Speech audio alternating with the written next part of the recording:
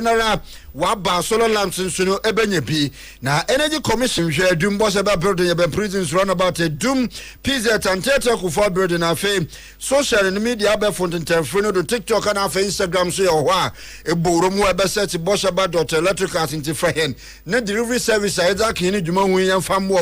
0322030838 and 0536095966 promise eba mbibidru papa ina afa ko na kodjiwe bibidru a obobo mankom wo wuru no mu a wokutie yeba wo Shram, who immune system be withdraw Aaron Nomne Yachins and the Bonnie Biara, Neronuma Comuna was on your bed, so when a many was and your banina, promise a pa, ye warrior Bossaba Plaza, ye were doom, ye ben matter this Asafonabo Sandana, or the Pa FM Jumujmon Hana, promise a buyer or friend 0535544681. And you know me, no, I so when you may me, mammy, a fear. Nyako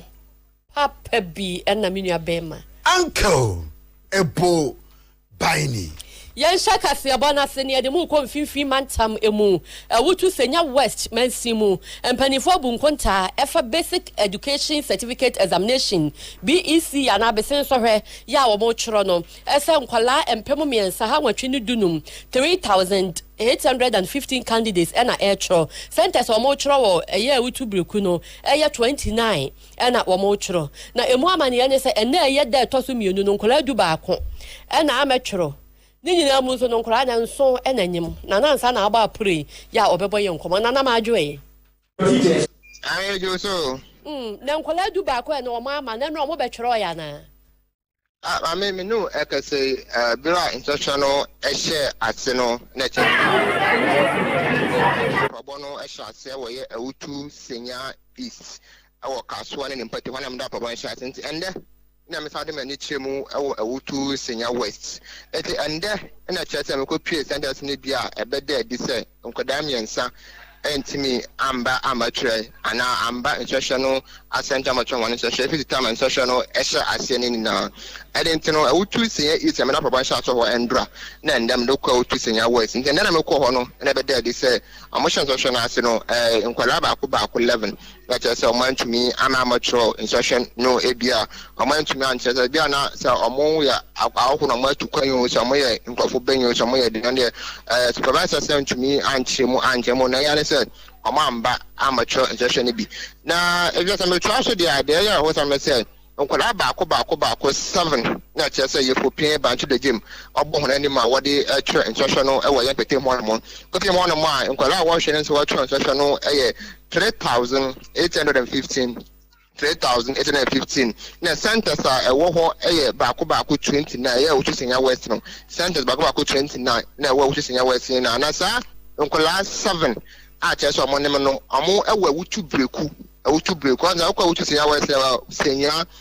boja ase ne ade ni sankwala 7 na awoto jeso amo enem no amo ina efire ya wutu breku na senya ori yeso mo fensi mo boja ase ane de akan de awon na minya enkobo apro ho ni wutu breku ane senya na ne da eya ende ye ne eye DC or one more yameche no eko aprobo a chese sa ade obeda de say nkwala ba ko 11 obantu amache na fe 7 na omatumi afa yefuna yakopia no achira ye de be chiremu ewo eye bojo ase ene ne botemu no so akohwe bia esi ekoso won tefia amanebo a chese ene ekoso ewo ye awutu senya west ene no ye tie odi ana chese bibi boni bi anhye dansi obi nkoba apo teacher ni bi ni akora bi anya asam ya ma wunguram ani sese ande bibi aye bokọ baby bonny bia NC set ni mana akwara bi enroma na so bi akwakobo apo o ma chese aban another inside show ni man teaching bi enam koti kwan so ade pipe bi enroma chese e show ni mo na so bi bonny bia samom NC emom na bonny na se nipa chese 7 na mo ye mesiafo a omo anyi sen omo e twen social no na afei so love na man to me amba amateur which say ya is be ndra me call ya no so no akola ba ko center ba ko no na cheso no so aye Nelson mother a o man ne ba nufu a ano mo twen so chiro wi a o chere kan ba ma ne ba no nufu na afei so ba ko 3 na omo ye defa omo so na omo twen so ne bi e wo which say ya is be na me call ya no nja amanambo e fi which say ya is na west in Petemone Nana Samoni Ajuma. That's what I say, mommy. Abusuafo yɛn nsɛntwerɛ ni nana nsa de amane boy finfinfin mantamu we de ɛna de ne yɛwutu senya west ɛne yɛwutu senya east ɛna wɔde amane bɔ baa ya west hɔ yɛ senya brekudi wɔ sɛ nkwala nso ɛna nyem ɛwɔ hɔ du baako nso ɛna ametro yaguda yɛwɔ ɔyɛ nwomasuam na yɛne mmɔfra yɛne mma yɛne wɔ faasefo a wɔtwe BC wɔn nsɛm yɛ adambra Ghana fo yɛ nyinaa yɛnyim ɔman Ghana nim nyinaa no nyimpa dodo a wɔrekɔtwerɛ yi mpem ahansia na wɔretwerɛ na damabere a yɛreka sɛ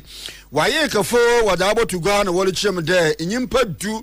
na mmra a ɔwɔ nsɔhwɛ no ntwerɛ mu a onyi dɛ wɔyɛ no wɔabudu a ende wakansa na wɔrekyerɛm dɛ wɔde dame nyimpa du a wɔakyere wɔn nyinaa dɛ nsɔhwɛ a wɔretwerɛ mmra ɔda no nyinaa wɔabudu wɔte wɔn ama aposifo ma nhwehwɛm kase yɛ alokɔdɔ a mɔbɔbɔ abɔ no wɔnyine bɛkɔ akɔgyina asɛmdibea ɛma wɔatoa to ɔno mpo no wɔrekyerɛm dɛ ɔyɛ adze a ɔman Ghana yɛadze a wakɔ yɛ haw paa ɛwɔ berɛ a yɛtwerɛ BC anaa dɛ wasi na enyama bɔne bi itum kɔto na wɔrekyerɛm dɛ nyimpa du a wɔkyere honi enyama bi a ɔyɛ anyi dɛ ndzema bi hyehyɛ wɔn ho a onyi dɛ wɔde kɔ ɔyɛ bea a wɔretwerɛ nsɔhwɛ wɔde kɔe ina afei nso no ebi mu wɔde hone enyim aka hyɛ mɔframa bi hone akyiri danka mɔframa na wɔde wɔbɔtwerɛ nsɔhwɛ wɔyi wɔn asi nkyɛn ina ho wɔde ayɛ dɛ ho na wɔakɔ skul wɔkɔtwerɛ ama mɔframa wɔse ho nyinara wɔakyere hɔn na kyɛ a wɔakyere hɔn nhwehwɛmu no obubɔ hɔn a ɔbɔtum ma mɔframa mi mpo hɔn pepɛs no protocol cancellation wɔatwa pepɛs no ma bibiara wɔakɔdo dama jam hɔn na ɛhwɛ waye one opinion ɔyɛ kasamanfo de mo owura John Kapi ina ɔno kyɛm na ɔhɔ adwene yie paa na ɔse maame kuru bi wɔyɛ nhwehwɛm na ɔkyerɛ dɛ ɔyɛ fashion designer wɔhwɛ no na ɔyɛ nsɔhwɛ a mɔframa wɔn bɔtwɔwi wɔanya questions bi wa answer ne bibia wa mark a bi na wɔayɛ objectives ne nyinaa kama nka ɔdere kama mɔframa wɔasɔ ne pɛkyi ɛfɛ student nurse awuraba bi a no so ɔyɛ nursing training college student no so wɔhwɛ no ɔreba abɛhyɛm no wɔabɔtwɔrɔ ama obi ɛna nkranko school bi hɔn administrator no so wa afechi nkɔlɔba ɔrɔde nyama bi le kama mmɔframa na ne nyinaa owura John Kapili kyerɛm dɛ waakye hɔn nyinara wɔde hɔn ama aposifo. We had about so far the reported cases are about 10. We had one supervisor who had a mobile phone. He had taken snapshots of the questions and posted on social media. There were 6 other invigilators who also had in their possession mobile phones, and on the mobile phones were pictures of the questions. There was also one lady who described herself as a fashion designer. She had in her possession photocopied responses that she was going to distribute to the candidates, and then one student nurse and one administrator of a private school. All of these people were trying to solve the questions and then send same to the candidates in the examination hall. Our monitors were swift enough to pick them up. We are still gathering reports from some of the other centers that we could not get yesterday. Now these 9 have been handed over to the law enforcement agencies. Their actions are considered criminal per the white law. So they've been handed over to the police, and the police will work out and get them to court. Yesterday I was in a conversation with a boss in the Ahafo region, and I mentioned to him some of the hotspots that we had discovered based on the responses that were coming from there. And so he gave me the assurance that they were going to deploy some of their staff to those areas to ensure that sanity prevails. All right, John Kapi. I head of public affairs, the West African Examination Council, Nancy Enayeti. Yeah, so I'm Ghana Health Service. Yeah, your member put within penny for the two just impulse. Yeah, monkey paws on Kwana, and Makoma con a yensia. New cases. Yeah, and no, and a afe and a abba. Yeah, or memo cried ye. Or my house and nipper you're watching a noom at the ABC 9th June. Your movie a moon cono, in Sia, and a year cases and Casa impersonal. Now, your bass and chairman of municipal have directories and as upon the Australian or one of their two just say, your monkey paws no many be. Ewo honom na municipal disease control officer Ibn Abdullah Mohammed na wodi nsemi tudwa ya wo chemu se ho behia pa se o manfo be ye o mo ho ahwe ni aban ye ho ban se de be ya yare ne ensai insan se sei pa na o mu cheche ma monkey pox na yesa chicken pox na we die ne nsan ni mu esoso ene mu oden eno so mpapai said the chicken pox on a papa no ɛna ɛma wo kon yere ten na fever no so ano ɔden pa eyi into a man for enhwe ne yie ne enhwe ye ho nso esan say sa ankriboti wo bi obetimi a transfer ma me sa na metumi obi a metumi di ama Crystal na dozia na chese ya de a wo be ni pa wonya bi nti obi nya bi a wo say ya isolate no epa ba bi ede ne ehye wo hu bi pe bo ma de so oba ma apomden adwuma yefo aso ate ele kwe se yara efe no mpox na na mpox no aba abedu Asante Achim no no an enyomre no na omo frey e ka kire se yare no ayi e wala se ye suspect case bi na e call lab the last new enyomre na yare no e bae no nyama ya start se ye se be yare no entra and say facility na hospital dia e wo Asante ya bomu amanye aside that no your neighbors after from place kuma Asante Achim center Asante Achim no ya catch wo mun na se yare na ayi ni to hanto mun nya fi yenya sa omuso odetimi anyebi your committee ayefa na district public health emergency management committee the convener the chairman for the committee here the district chief executive but in the absence of the DC the district coordinating director na convening meeting no the director of health services is the secretary to the committee invite stakeholders here omo committee mobile. We've had a 60 discussion. We actually obia said the SSA away here because we are in a period of an outbreak. Onya just say ya from Momosa in the game. A boy. Ora Ibn Abdallah Mohammed, Yahweh Municipal Disease Control Officer, Ewo Asante Achim North Health Directorate. Yamfa kasebonu kopa mu mfimfini mantem na yereko komua is crossing no mu araho sama ofo balo kiremu a abofa babi wayo madama bere wo hwehwe na wo hun emasisiara enyimpa baye oha ena nambore ode wotu fi honu fi a wonya bebi a obada ni nyina inde subrane bi wato wo oye gomua biakoya oye araho samye papa na wole kiremu de insu to yi asuri baye na cheda timemfo wo nyinara ode fie ahoro wotu ifim na wole kiremu de wodo hosumbo bobo oye mbase begomnyo wo mpotem ho nyimnyamfo Desmond de Graft Petu de in the day afia otwemi abaya yatu mu odinsa baka isukan bi wo hodo oreye Portuguese wo friend drainage system opanyini nya moji abeni mu nkonyem pe mecho nyamfo Petu ino gyaye na wole kiremu na nisa sunti se insuta de monsukan a woda nsu famu kwano nsu ntum famu nkwa webu afado ekopem amanfo afiafia a onya asem kakraba no sombo no waze bomra se begomnyi Desmond ye umami ni bukotoje epa uchaw enidiem baye Desmond ye beto aba wo so ba beboa yen wo koyi gata fi baby dia beto ha ya to abaye ya wagja eno nsi eto ye atwa akwala ba akode ko ye da mu nyina nsi kwa ye ntimi anda ya sraw amapani ye nyina ya Ghana fo be hu ya mobo wate da hwa ye na uma ya Brown Sky community down da be hwa de nsi oni ye wa ha ya sraw gata no da be hu djuma ma ya na etu ye fi ha ye wo amampani ya sraw ya wo foto kakraba bia ko ya Star community aha na ye wo adru nya menko aka sambo na etu ye empo atu ye wie ye sraw ni ado ye yawo mo aye ye na gufom papa ba ma ye ne wonim ne sho ne etu aba ye sraw be hu ya mobo na ye fi atu anchemu afa so ye pani Desmond ani bi kwan so ba ma ye na ye sesa wo ye na ye ye nkyesa wa ye ye pa wo chew wata kese ya wo be ye tu ye ye sraw ni ado na nso ne fa ye na nso mfa ye se ende nso ya amre ye dan me nyama misika bibi akwa nyamenko a akandu opo akaye kase bebre na bache ye papa Desmond wo ma wo ye me srawala ba ma ye na otetechie bipo na da no ho ano enso da ho ana empty Desmond no wo ko fa machine agba be fi he na no kure se mo so ye bi ho ano asofo so mo mpene asofo so mo mpene ana da na sika fu ni challenge fele o man tomo ha Natural na Owura Francis Edu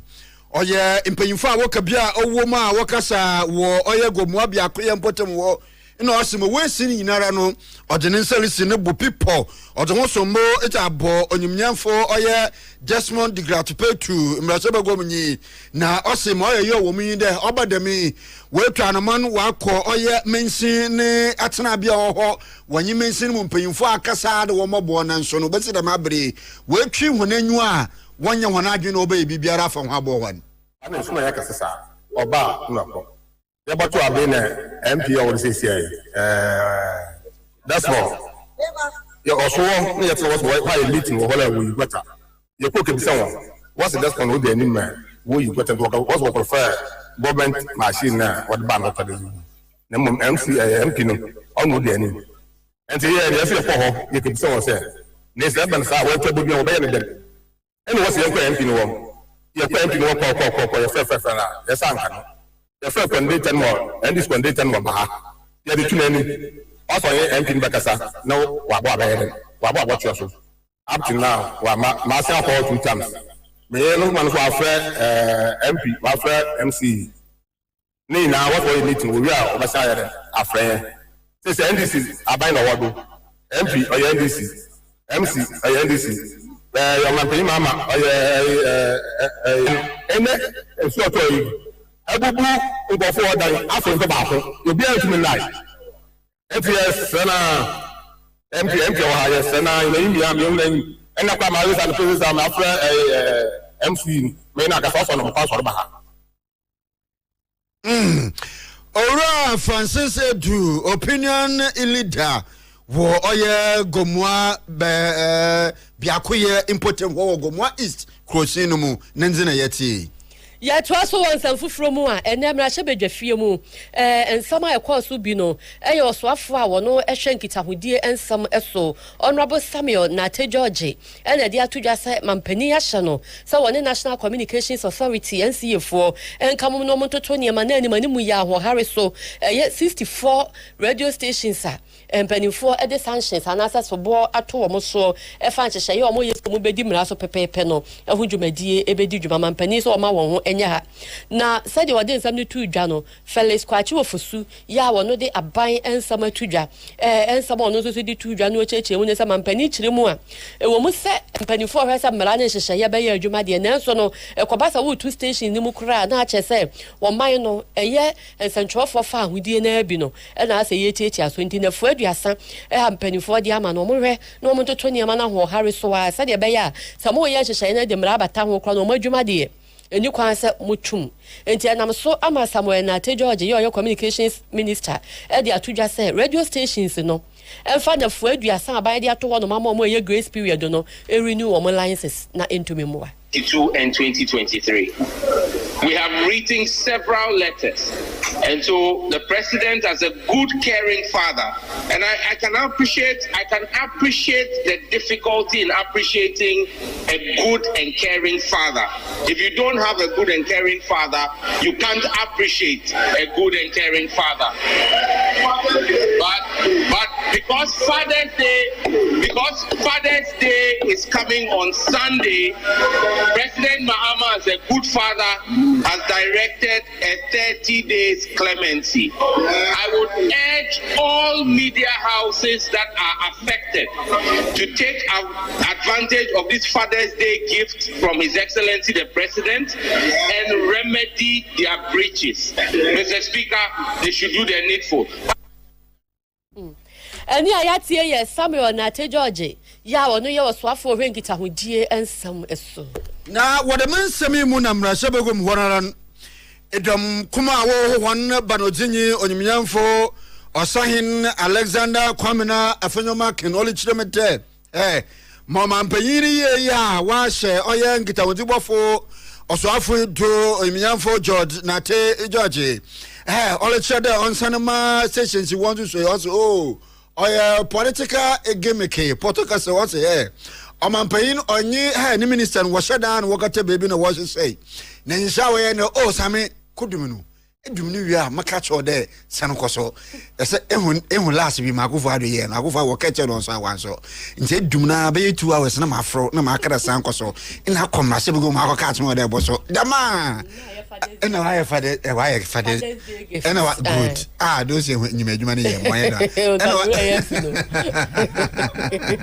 ena wa Father's Day gift ehun nti afenya market was say pa nti ase Ekona wafa do mwodu num station no otiamra pa Article 296 of 1992 a constitution no nwa wo bumre na wo seda we twa U10 o mampa ma ha mapere wo bonsem man tin wo seda aye da made no that in the exercise of such discretion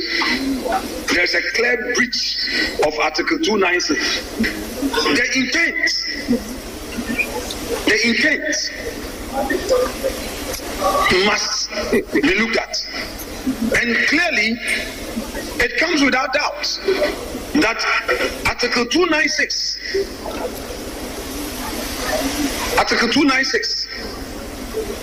has some questions for NCA and the ministry to answer. What we are seeing in respect of the statement from the presidency later this afternoon, a supposed clemency. Mr. Speaker, these are things that are done for the optics when the political system sees that there's a backlash. It is a very rich statement. Na onu na chuno ena edom dodo a wo mbrahye begom wona banojinyi onyiminyamfo the humble servant Mahama Ayerga lichemete ima NCF wo ye nyeda wo so prakope no wo ye ehwe oye nsantwadwuma ku ne bi te da wontumi media organization ha NCF afimpinu ne eduonu ebaasa ne mu 2023 wotro nkrata de command ko bono kokoda he sika bi wo ho da mutuamu ntua nyema bi wo da mu ye monye dako ye bosoro adwumu na Mahama Ayerga se ne nyinara wontumi media organization wo bu hono nyogodo. I have cited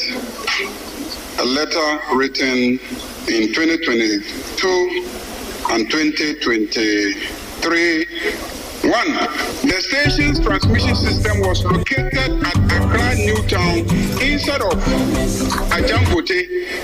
as required by condition 3 of your authorization. This is causing interference to stations using neighboring frequencies. 2. There was no fire certificate. 3. There was no permit from the Environmental Protection Agency approving the installation of the mast. Wontumi Multimedia Company Limited is hereby directed to rectify the above anomalies within 90 days from the date of this letter, that is by 21st May 2023,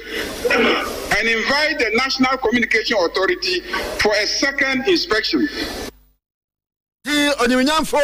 Mahama Ayerga no kase no so wontimi media organization wobo kokko 1 kokko 2 kokko 3 kokko 4 and what they dundum stations no to aso na ye nyina ye dim say Ghana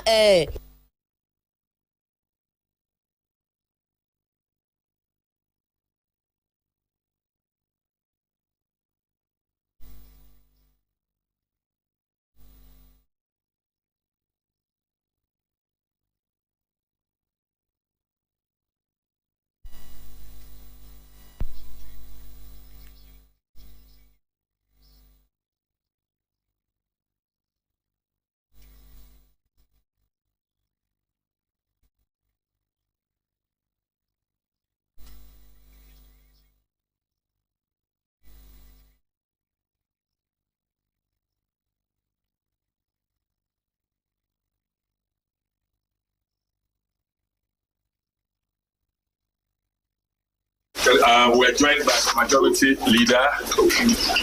All the stakeholders that we invited were here. We had a very fruitful deliberation with the nurses. The nurses are going to have a session with their council, and we are hopeful for a good news. There's no other news again. We are done. Thank you. Yeah, the nurses are here.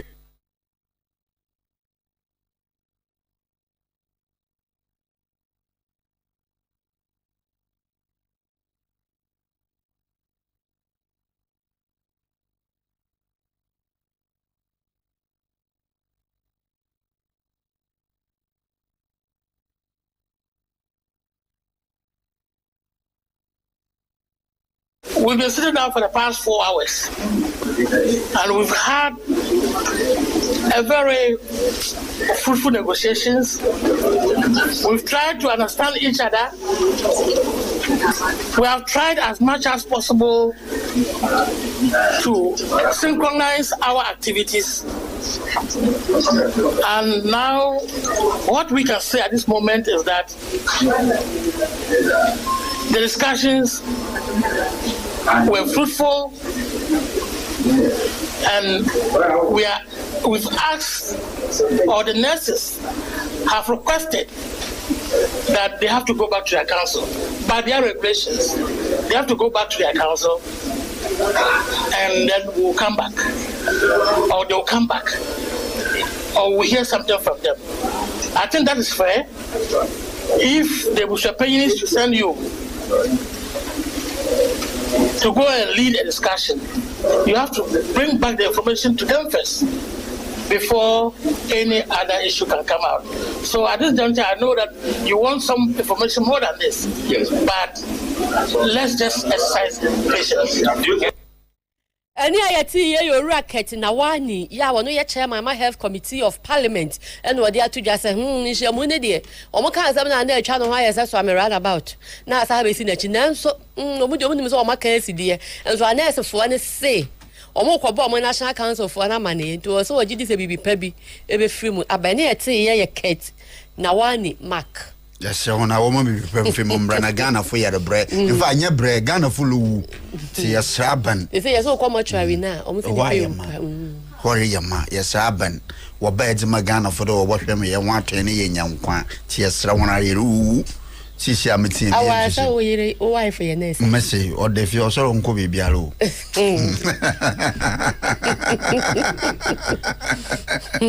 Or the few so on Kobe. Yamene hen, or more hen. Ayo. Na abon lawyer Penin Abezechi, and our oracle say in our olichimete. Oyata, encan, opinibia, oye, swafa, no, a woman to. Naraso no ye enkan menhye satum rasebe gomni mekan wele hu Dr. Matthew Opoku Prempe olichemete National Intelligence Bureau NIB watun safra na ihwehwem kase bi pa wai wona so ye ni sentrinye oyata inde ibra no ye so afo hwe womasua twen asoye no kwoto oye mathematical set a wode bo oye school fu bia wale cheme da bibia nkodo ye a wonta asentin hwema nsem bebre na ka ho na owura ana Dr. Justice Srem Sai ya oye aban lawyer penyina bejechi no de nsem nyina aba abotugwa ni nyina no oda to Ghana fo anyim. I appreciate the demeanor of a lot of the government appointees. Once in a while you hear that someone has been picked up or someone has been invited in the media, and then there's a whole lot of noise. But I can tell you, a large number of the persons who have been arrested, who are on bail, who are under investigation, are quiet. They will not make any noise about it. Some of them believe that the process must, the process must be followed. It's only a few who once in a while come in the media and then people are massing up to go to Ioku. But there are a lot of them who go quietly, do what they are asked to do, and leave without any noise. At all the cases, he was a minister for energy and minister for education for the 8 years. So definitely we have projects that were undertaken during his time, and so he will definitely be answering questions in respect of that. The mathematical sets, the issues. Dr. Justice Srem Sai, oye aban lawyer penyin abezechi nti ena yeti. Yeah, twas one something from Promise 102.7 FM Promise TV. And more shy, no. And I have a bomb, my niece, Benadano. Abaya be a corners in training college. A war, a year, Yaji, Potamohonom, ya baby. Na kodon kuabo ni trio. Nipa miensa nka omode na shaka mu de na ekwo na prosi for chi nipa miensa na omu na ase na kodonku ano eka ho na asam no yemo no na kodonku ano TikTok so wagidin wo so pa ya wo ye TikToker wo di Hayford Boate do friend no afre no Kobi wa ba prosi for amane esa wagitum won na ball ne mpra no tu na so na botaye anasa na dwene se wo bonitwo no wa boa broso nti ensa no na influence no ma no yesa ababa wa ya baby no ne wofa ye oni wuru akwasi senya ene oye pansa ntwofo agye ni mboate ne di nkomo ya ode nsemi to nanim wona wa ye offer den na sie difo ne ka kire o pa fa so a etwe no to ye no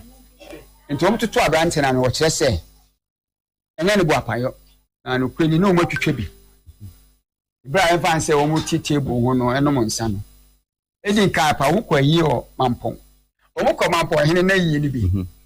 na ho ene ko ba say onya akwanya etu a ya tu daja na nakwan no ono kwa ni tuo onya akwanya say otu bi ja ne na nakwan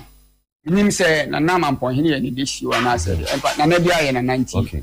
nim say ne na ja wo ja ne na nakwan nti ototo na boba no a na che say akaba ko otuo no mu a omiaso anento omiaso anento nti say sa do ne say ko timi ko gina be di nipa ni na wo yi aboba na ko yi aboba no firi mu eja eniso aba adwene na amma nti waja aboba no ewo mu eni gye no mu a ne ko ba say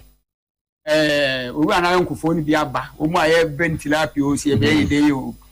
ene ebra akuma wo hwe ka num na fa nsane bi bra me num yes nsane bi wo ka num nti wo koyi nsa no ene ho se tuo ni da ka num basa ene ode amane be bo ne bra ne se bra na se di tuo si da kwem the police bi aba obechi ye ni o okay nti ene so ene fa tuo ni bra me na ninyi aboba ni mfrim boba na anto mampon no nti ono kwa agi tuo ni firi ni nua ne nsem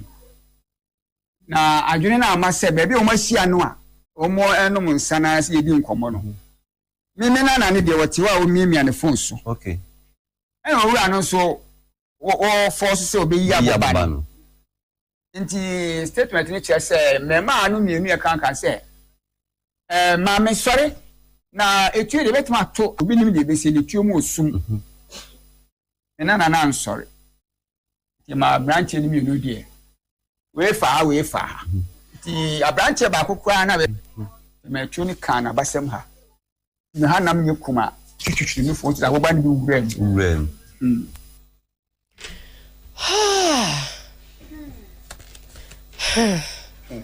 ya samu anke bocha so na eje ni mbo ate na edi asam na chi no ababa wa ne ya baby no ne wofa papa ne se ne nana na je se ne maame ne wofa ne maame wofa no arrow o te kasa no sorry kakre bi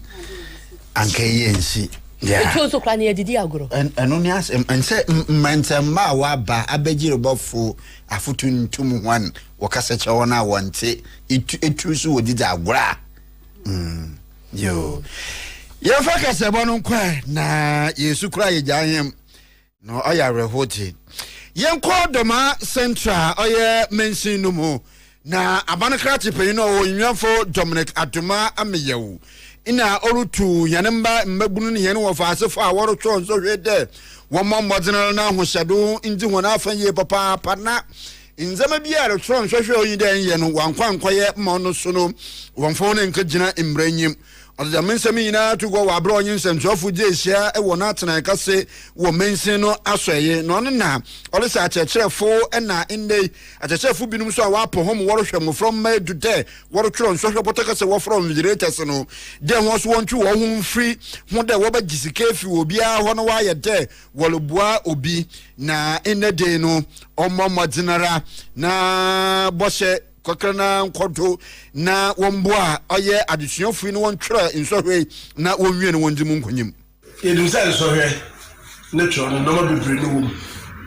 mpoko sio pompo a ubati be apoliki mesre mabia na ada so tona po amo apo bi ani ba bia apo no wo de teacher fo no be kire bo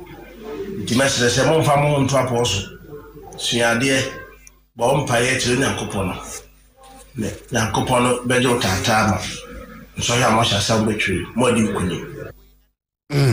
abana krachi panyini doma central oya kropon mu onyumnyamfo Dominic Aduma ameyo na futa ozema imbabuna na mbofroma worotro bi si yiwo nimpasua no to anenyen Kuyajuma ho ye kyerɛ dwumadi ekɔso wa Accra International Conference Center ya Ghana Horticulture Expo no enam so ama president ana panipa ema Coconut Federation of Ghana omomudua kube no omukuo batan the president ana pani a woda wo ano owura kwakubo aten wo de atodwa se ade a kyea ma wiase nyina ba ye akura baako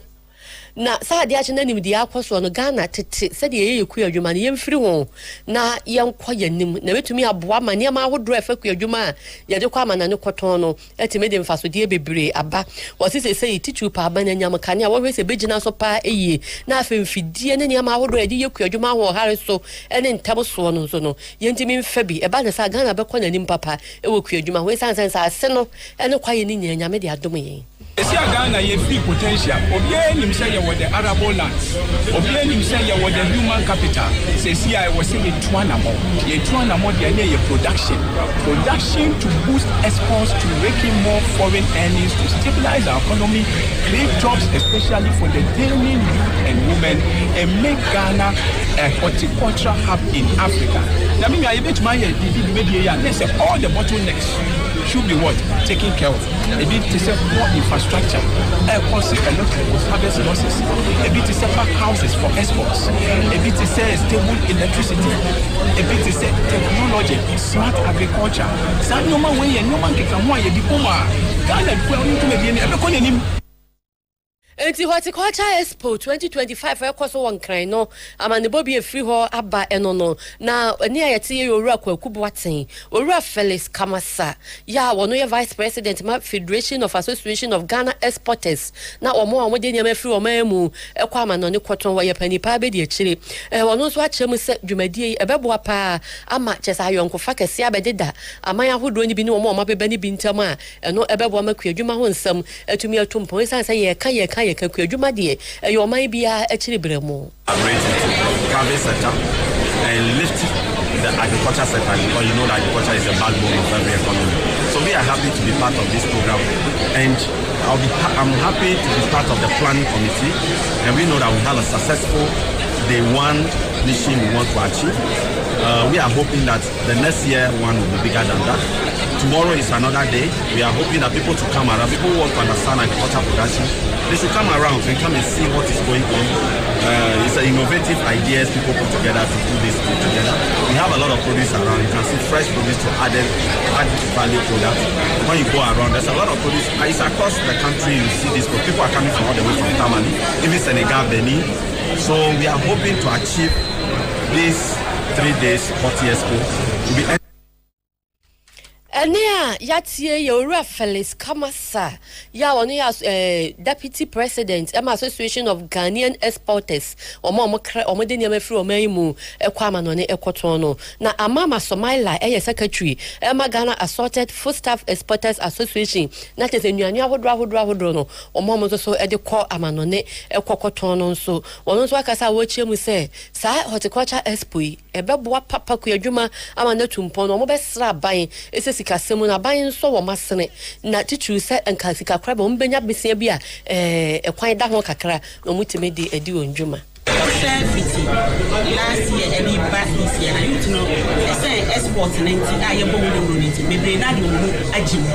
say mo be ye agriculture no ye gina aye nipa bebre aba e bisa about humanity ya educate them ye the numbers so am be so mo friend no mo bra offices various associations they educate them more about agriculture na ye ntimi export mo you say export e juma no e be boa o man no na go bibia so awu mission e challenges ka cry film financial set the betting Canadian ship. We said, Ghana, Opa Bank, the Andrea said, Famunatra, you say, and I interest rates, and yet,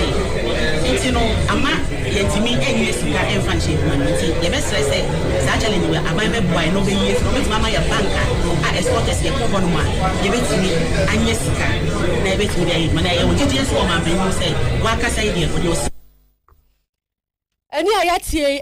Amama Somaila wono ye secretary Emma Ghana Assorted Foodstuff Exporters Association. Yanko seche kumawu oye kropon no mu Asante Mantem heyara na abanka chipeyino ho onyamfo kwasi amankwa ina ɔrehyɛ mmabuna wɔretwerɛ ɔyɛ afibc nsɔhwɛ ne nkurani yie papa pɛdɛ wɔn bɔ wɔn ho mbɔten na ɔbɛbɔ wɔn wɔ akɔnkan wɔ abrabom afi ɔlekyerɛm dɛ wɔnyi wɔn adwene fi isuro ho na wɔn twerɛ nsɔhwɛ ne yie na wɔn tum ntwerɛ ntwa nsen ho na wɔtwerɛ no ɔyɛ mfeda no mu na ɔpanyini de dɛm nsɛm nyinaa to gua wɔ abrɛ ɔnye nsɛntwerɛfo wɔkɔɛ ɔyɛ aprɔbɔ wɔ mmeaeɛ ahorow a wɔretwerɛ nsɔhwɛ no bi wɔ kurosin no mu na wɔrekɔ ne nyɛ nankoten ɔnye kurosin no mu asɔyɛ a ɔhwɛ ɔyɛ nwoma sɔre mekyerɛ district education director afe district police commander and afe district coordinating director ɔgye hɔ no kɔ ɛkɔpɛ mu hɔ na ɔno ɛna hɔne aprɔbɔ no wɔkɔ mmeaeɛ ahorow enum a ɛnɛ dei wɔretwerɛ nsɔhwɛ no bi wɔ hɔ ma ɔdze kan yɛ Twenebo Akodia senior high school yɛ a ɔno no ɛtum dɛ ɔyɛ kurosi no mu no ɔno nye beaeɛ a ɔregye ɔyɛ adesuafo dodo nara a wɔretwerɛ nsɔhwɛ wɔ ɔyɛ kurosi no mu ɛfi wɔwie no wɔde hɔn anyo kyerɛ mu wɔ ɔyɛ bɛsoro JHS ɛna afei ɔno nso no wɔde kɔ wie ya na kyerɛ dɛ wɔn nyinaa wɔde wɔn anya akyerɛkyerɛ mu a ɛna kyerɛ dɛ mmeaeɛ no adɔɔso yɛ papa na ɔno na wɔn nhwehwɛmu no kyerɛ mu a wɔdui no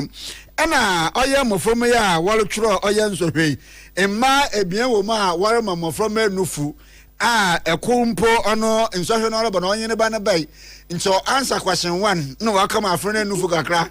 answer question 2 ɛna ngɛ na waka ma nufu kakra ɛko mpo de ɔda afre yɛ ngɛ ɛna ɔyɛ sɛre la kakra bi ɛna ɔde ma afre na ɔno de afre ne da ya ma ɔtwe exams ni wie ya wɔda somdwe other ba and then say the yehono yako centers ahodo em say sia na omo ye nso we ye ko ho ye na de ba kwa ye ho ama ye ni agye say attendance no and kra no obia ba abetro em say e nipa afem hana ne aduasa omo nya ba a omo betro afem for be me nsa na ne wo na omo so omo but ye say ho ye so ni timu say kra no so omo nya no omo kwanhyɛ no ɛwɔ so a omo wɔ gidie sɛ omo bɛyɛ nsɔhwɛ na omo timi atwa yie ɛna sɛ nsɔhwɛ mu basabasa sɛ apɔ ne nneɛma no nyinaa yɛnhu bi wɔ ha nti gidie sɛ this year no ɛbɛnya results papa amena firi ha yɛhwɛ nneɛma pii a ɛbɛtumi aboɔ but sɛ sɛsi a yɛntumi mfa biribi nto so because yɛbɛhwɛ ɔmo performance no na individually no yɛhu sɛ ne yɛhyi wɔ mu a ɛbɛtumi akɔ ɔmo no na mmoa bi ɛbɛtumi nti deɛ ohia scholarship a yɛhwɛ no sɛ ɛno ne hia ɛbɛboa ayo na ɔpanyin ne prabo no mu no ɔkwahye board school ahorow a wokɔ mu aprabo no bi wɔ hɔ a wɔn adan ne yɛ nti ɔbɛboa ɛma wɔayɛ na nanu si no sɛ kyerɛ kumawu ɔyɛ kurosin no mu ɔpanyin kwankyerɛfo hwɛ woma suade wɔ hɔ ɔhura Kwame Oduro ina ɔkyerɛ mu dɛ aprɔbɔ a wɔkɔ yi wɔn anyu agye yie papa posa ne tɛ mofama a wɔretwerɛ nsɔhwɛ no wɔ ɔyɛ kurosin no mu no mmra ɔda nsɔhwɛ no ntwerɛ no wɔnya wɔdzi do pɛpɛpɛpɛpɛ wɔama n'anyu agye na yɛwɔ wɔ district yi mu nyinaa na yɛho ne sɛ centers na yɛabɔ ne nyinaa no yɛnhu sɛ nnipa bi pɛ sɛ yɛkɔkyerɛ ana so yɛkɔɔɛ no obiaa ɛte baabi a wɔte ɛna obiaa ɛyɛ n'adwuma nti asɛ seriousness no ɛwɔ soro afei nti minim sɛ wayɛ nhyehyɛeɛ a wɔde aba sɛ yɛni so no ɛne nkora no ne invigilators ne supervisors na di ho nkɔmmɔ nti obiara yɛ n'adwene sɛ obɛdi so ɔyɛ Kwame Oduro district director of education sɛkyerɛ Kumawu district ne nze ɛna yɛte Yes, I had the Mako Emrashabedja Fiumu, Namrashabedjania, would Jahoma Saint South, Reverend John in Tim Fodjo, Anna and Ne, Obisa, Dr. Mane Boama, Yaoneo, Swafo, Rebambon, some so, Efa, Ghana Forces, and as I saw Jafoju Medimun and saying, and Sakraya Bomb Penny near, and who she say Yemuno, Essay, as I so chibi, no more person with the man penny for be, and any tessa, Dr. Mane Boama Chima, and yes, I had a tear. Now said the Bayana Beshes and your May, a more modumanity me a tumpona coso, and who she say Yentin and Sakraya way abano, and ya so train, and ya the bonny be your money beyond Media or my year, no, Echina said you church you mono any. Take your terminal leave ending the compulsory retirement. And for them, for every 4 years that you serve, you have 1 month of terminal leave. So if you have a general who served, let's say, for 40 years, he has 1 month times 10, and that gives 10 months. It is at the end of that period that the general is released honorably. So of these 15, 8 have gotten to that stage. And I have the list before me: 64 years, 63 years, 63 years, 63 years, 63 years, 63 years, 63 years, 63 years. If you subtract 8 from 15, you arrive at a difference of 7. Let's account for the 7. And this is what I mean by the pollution. Out of the 7, 3 of them are presently not on terminal leave. One is serving as Deputy Force Commander, United Nations Mission in South Sudan. Another, a female Major General. We are so proud of her. President Mahama even commended her during the graduation ceremony of the cadets. She is also serving as Force Commander, the United Nations Disengagement Observer Force, UNDOF. And the third, Air Vice Marshal Felix Asante. He has been appointed by President Mahama's government as the acting president of the National Defense University. So, if you take the 15 and subtract the 8 that has reached the mandatory age, you have 7. If you subtract these 3 major generals and equivalent, you have 4. What it means is that instead of Reverend Intim Fojo being truthful to Ghanaians, he decided to say that all 15 major generals, their appointment has been terminated. Dr. Edward Omanebua, my defense minister. Na ma yankro inkokro na yembre na minyim so yare ho samo so yebufu samo na woni chemede edwumje yefunu wanyantem kakrape enka inkokro 15 service awo 10 na kura waka wodidi dwuma no he nyimpa bonifu bi okodwaje tumtei nanka wore so no na oye edwumje dwuma ye no Kropono mu oye opanyina okasa de madwum jejuma DO2 Samuel mate inoli cheme de he wo na nwumru baye no nswen wonya ko bi de enkoko Zaragoza ijato oye brono bi duo ho entini worko ampa wotu 10 day worko akodumja na woli cheme de worko ne kwem baabi no onam de atache wo kwa no muntino ka ne kotimi ntina wontum nko entampa na wo frɛ mpraye so odum jafono so there wenya oya case wo ha na worbo wa abakanti won so womra ampa mpraye fo so fire service mpraye so wodin 10 times the tender buy ema wo ho oya nkokko Zaragoza ha wodi dumjen na woso wolu dumjen na wo hwe da inwusu bi free oya nkokko fire tender one ija ka na wakatim ewo oya atechene mu nde nyimpa bonufu bi wakatamje za akotum won so yimpambro wajija atum nti woda tenda na wajiri ko dumje wo baby osansa na chiriba no obodum de meje na ino nya asam kakaba na DO2 aya sambwe ma teche ne wori hwem ye pa na yimpo boni nyi Ghana nya adwum boni woni tim da Ghana manwanyin ha wache na wade no fam na kwado mra idu ona na mbofo abodom pem like crowd so far is abichawo na Asia nti ye boy humode aye koye ba no baby a ka no etim ye no na oho nye baby a kanea etim show yi ntina o ha yishin kakra nti kwa ni pa so na adwuma nya ya o de ko se ka na se a o twa da to ka na ase no o twa da to ni ye na se ye try tanka ye be tinye huntan pa o ni kono ba because of na nantie no omo bodon timoro no in fact don't say win na to win but however you are you actually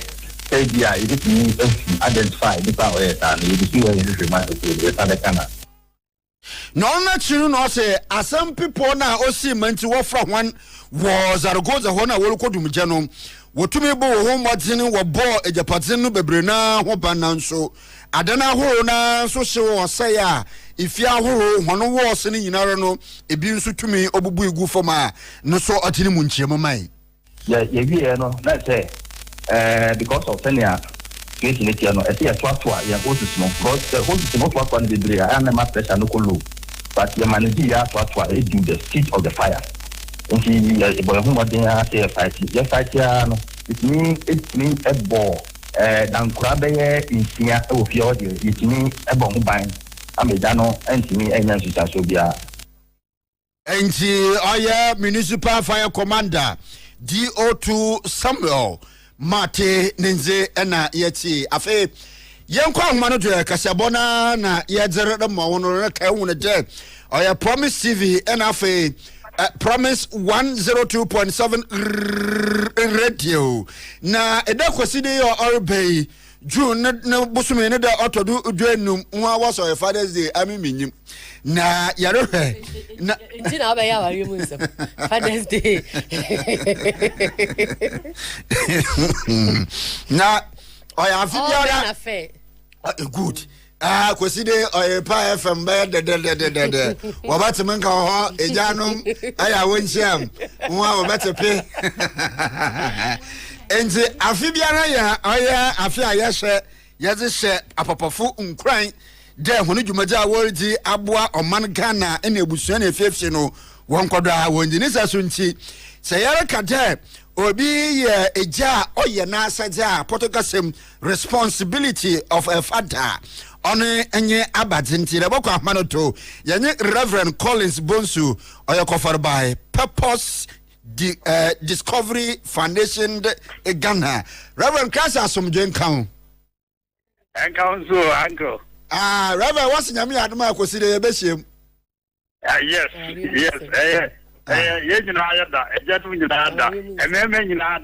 Because every man has a potential to become a father. And to consider our room somewhere, Pamu Besheba Papa, on Yasam Kakamba. Yes.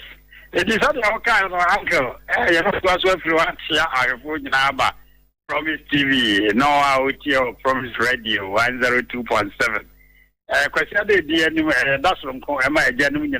we are singing. Na, a fata. Say, my genuine, you go. You can't go for a janum. If it's a janum to me, no, I said, we feel the authority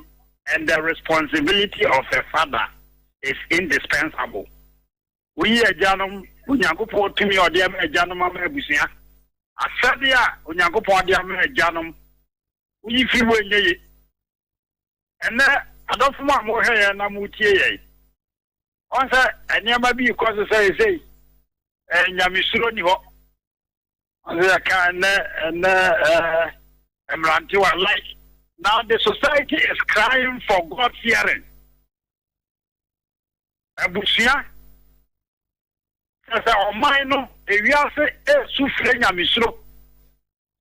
Now, the kind of misra, a jamuai, and the boy Januma Basso. But yet the year Januma pay.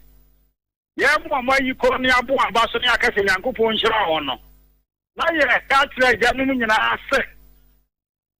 You may be. Na yakase media for in particular that's the idea we are who adwuma pa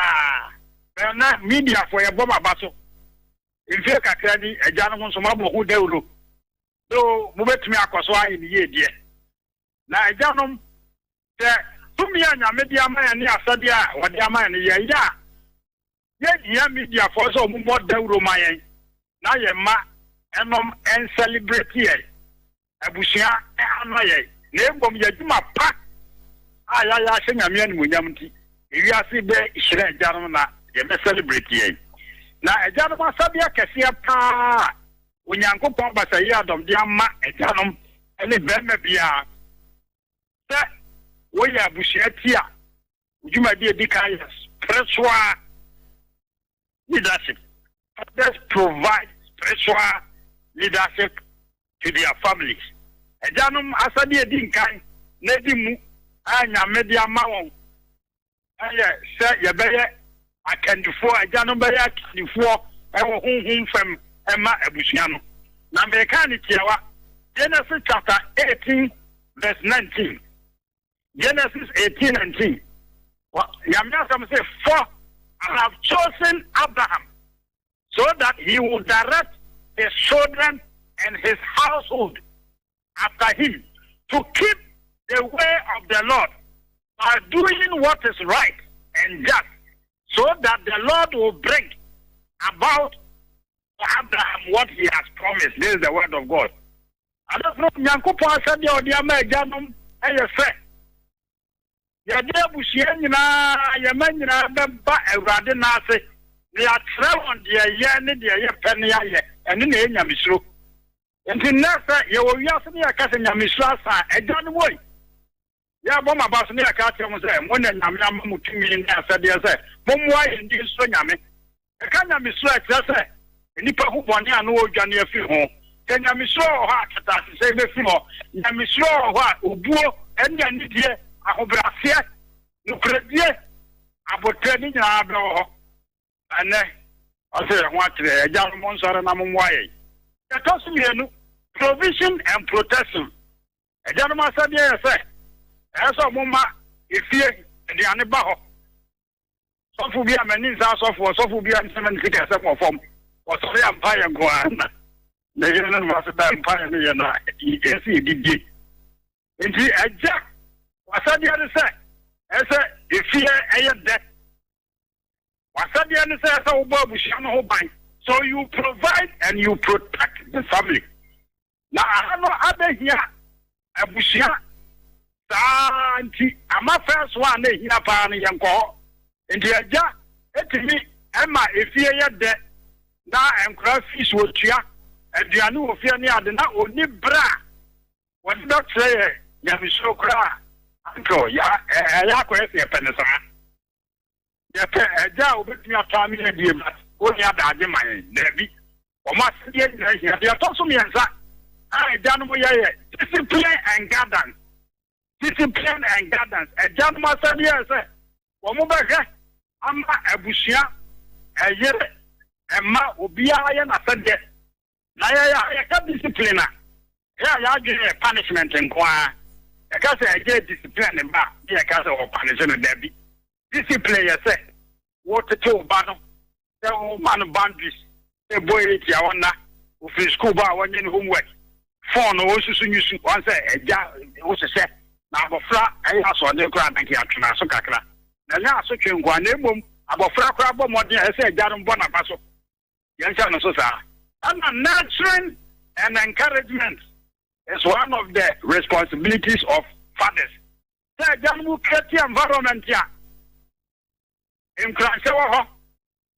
a Janu boy, yes, I see a man crying. Let me fear, and for me fear, you near Prawa Bon, Ubian Muma. Because every one of us has a potential. Everyone can be significant. And the Januma Sadia say, a Bushia baby, we create an equal opportunity environment that encourages everyone to bring out the best. Ejanu master dia na di chato. Ehia me pa. Ejanu master dia say they will set a good example or the best example. Eja utu mafo so mo nyan kra pa me panyimpa. So mo ntoto nema na wa ankasa eja no mfa nkyem yo wa jawuni capacity se bi obo yere eja won say the oye bia mfa kwaso na say you are not setting the good example in the year boy eja no mabaso na ya honor on this coming Sunday e ka say eja no say erade mo mo srasronko so that they can provide spiritual leadership that will bring transformation, so that they can perform their provision and protection function, create environment that encourages everyone to do best, and also discipline the family, provide guidance for us, and setting a good example for us. Uncle, a gentleman be, and I'm who said, a gentleman you are, almost in your, the more beyond now down, where you're bar. We are here. So, but you can crown into Ukraine serious, but another way. Nemanja would tell them, Nayanum and Mobia Nada, because the authority and the responsibility of a father is indispensable. Yeah, just when they Yayanum, Omampire Mamukunum, sir, Omobet to me, and young was refuge and put our Omatiayo Massadia, Naboa, Amba Abusiano, as in a million. Janum yo masadia ya nyamisho ebebe wiase behende anka medamase Reverend yaso ya da se papa pansem se bebre na won de ase free gym nyame boa akosi de ye hye wo yere pa amaja pempem na wa so menyim wonyim di mu ye botum ayima no nti obeye de ya da sepa na nwumre okay okay. And the Reverend Collins Bonsu covered by Purpose Discovery Foundation Ghana. You, Casabonesi. Kafanti Casabonesi. Yadesi. Osemufu penny. Uri, Manuel Korea. Inna. Kadena. Fanta da mete fanto. Na ye nete wona nti fa fantasy me. Enti abusafo nti Casabonesi. Some for penny. Ne Emmanuel Oduro Korea. Na ne boafo ene Jimmy Cliff James. No. Ne boafo penny. No. Na me did them. Where are some? Crystal upon that, and you know more ever studio. I am see a 47 room. Yeah, Damasi. Me, I mean, Jinze. Mamma, a fear, Nyako, Papa B, and